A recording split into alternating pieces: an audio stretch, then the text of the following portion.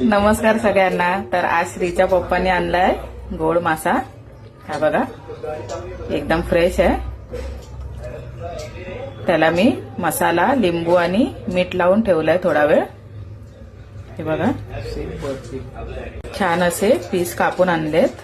तर चला फ्राय करूया।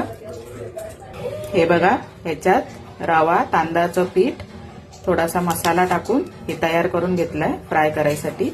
तर चला फ्राय करून घेऊया।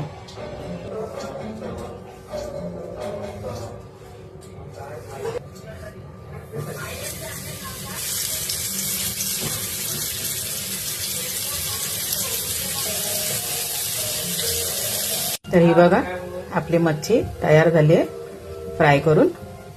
छान अशी क्रिस्पी झाली आहे। ही बघा आपली फिश तयार आहे गरम गरम।